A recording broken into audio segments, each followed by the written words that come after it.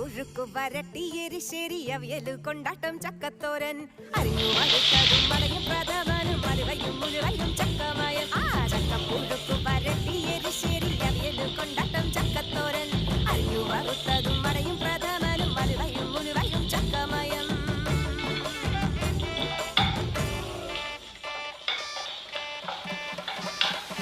മൂക്കറ്റം തിന്നു മുടിക്കാനാരെല്ലാം വരണുണ്ട് പെൺമക്കള് രണ്ടും അതിങ്ങട കെട്ടിയൊരു മക്കളും പോരാഞ്ഞ്